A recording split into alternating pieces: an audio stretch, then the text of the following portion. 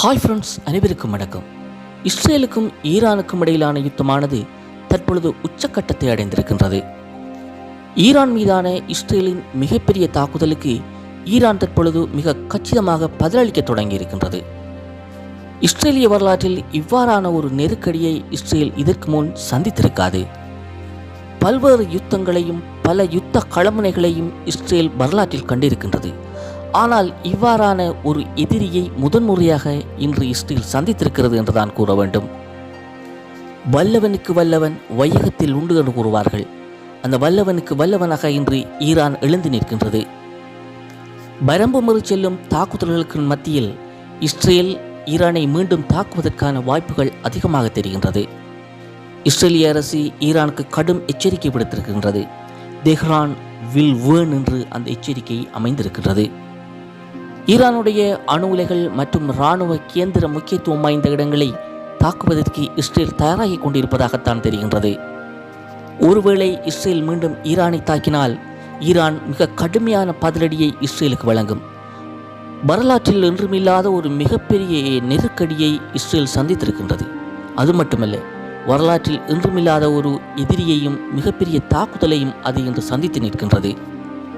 Iran தெளிவாகவே கூறிவிட்டது, தாக்குதல்கள் இன்னும் முடியவில்லை, இஸ்ரேலின் ஒவ்வொரு அசிங்கத்திற்கும் நாங்கள் பதில் கொடுப்போம் என்று கூறியிருக்கிறது. ஈரானுடைய ஒவ்வொரு அசிங்கம் என்று கூறியிருக்கின்றது ஈரான். மிக முக்கியமான கேள்வி ஒன்று எழுகின்றது. ஈரானுடைய பாலிஸ்டிக் ஏவுகணைகளை இஸ்ரேலால் தடுக்க முடியுமா என்பதுதான் அந்த கேள்வி. ஈரானிடம் இருக்கின்ற ஃபெட்டா-1, ஜஹாத்-3, ஷெஜி-2, ஹைபர் ஆகிய அற்புதமான பாலிஸ்டிக் ஏவுகணைகளில் சிலவற்றை இஸ்ரேல் தடுத்து நிறுத்தக்கூடிய வாய்ப்புகள் இருந்த போதிலும் சில பாலிஸ்டிக் ஏவுகணைகளை இஸ்ரேல் நிச்சயமாக தடுத்து நிறுத்த முடியாது. அவை இஸ்ரேல் மண்ணை தொடுகின்ற போது ஏற்படுகின்ற பேரழிவானது மிகவும் கனதியாக இருக்கும். இஸ்ரேலிடம் இருக்கின்ற ஏவுகணையான ஃபெட்டா-1 3000 கிலோமீட்டர்கள் சென்று மிக துல்லியமான தாக்கக்கூடிய வல்லன்மை கொண்டது. மேக் 13 ரக வேகத்தில் செல்லக்கூடிய இது இஸ்ரேலினுடைய அற்புதமான ஏவுகணை இடைமறிப்பு திட்டமான ஏரோ-3 மீறி இஸ்ரேலை தாக்கக்கூடிய முழுமையான வல்லன்மை கொண்டது என்று தற்பொழுது இராணுவ வல்லுநர்கள் உறுதியாக கூறுகின்றார்கள். இதுவரை ஈரான் இஸ்ரேலுக்கு எதிராக இந்த ஃபெட்டா-1 களத்தில் இறக்கவே இல்லை. இது களத்திற்கு வருகின்ற போது இஸ்ரேலினுடைய தலையெழுத்து எவ்வாறு மாற்றி எழுதப்படும் என்பதனை எதிர்வரும் நாட்களில் நாங்கள் தெளிவாக காணக்கூடியதாக இருக்கும். அடுத்ததாக ஈரானுடைய ஷஹாப்-3 சுமார் 2000 கிலோமீட்டர்கள் தூரம் சென்று மேக் 5 வேகத்தில் சென்று தாக்கக்கூடிய இந்த ஏவுகணையை சற்று இஸ்ரேல் சமாளிக்கலாம்.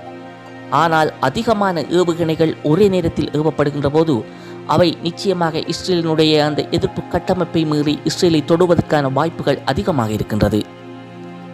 இஸ்ரேலில் இருக்கின்ற மிகப்பெரிய ஆபத்து ஷெஜி-2. இந்த ஷெஜி-2 2500 கிலோமீட்டர்கள் தூரம் பறந்து சென்று மேக் 12 வேகத்தில் பறந்து சென்று தாக்கக்கூடியது.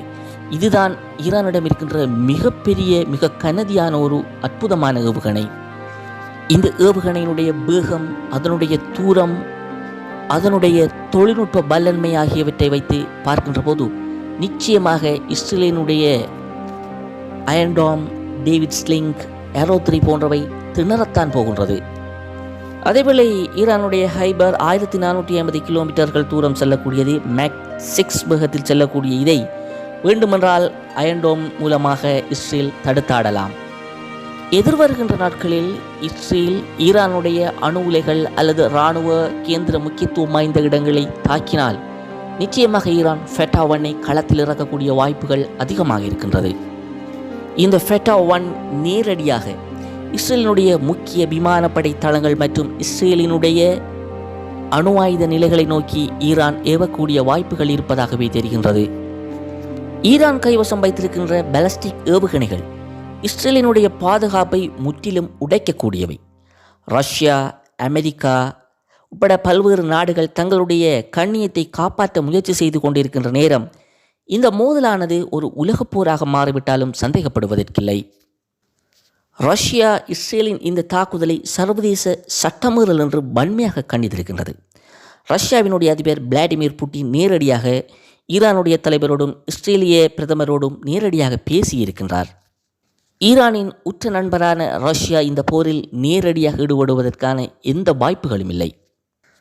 தற்பொழுது இருக்கின்ற உலக பொருளாதாரம் மற்றும் உக்ரைன் போர் என்பன ஏற்கனவே ரஷ்யாவை சீர்குலைத்து வைத்திருக்கின்றன. எனவே புட்டினை பொறுத்தவரை அவர் அமைதியான முறையில் அல்லது பேச்சுவார்த்தை முறையில் தான் இந்த பிரச்சினைக்கு தீர்வு காண விளைவார் என்பது தெளிவாக தெரிகின்றது.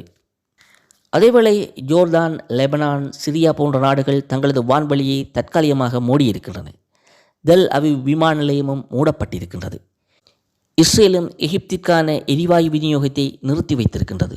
இவ்வாறு ஒரு ஆபத்தான கட்டத்தை நோக்கி மத்திய கிழக்கு நகர்ந்து கொண்டிருக்கின்றது. இது தொடர்பான உங்களுடைய கருத்துக்களை கொமெண்டில் பதிவு செய்யுங்கள். மீண்டும் ஒரு காணொளியில் சந்திக்கலாம். நன்றி.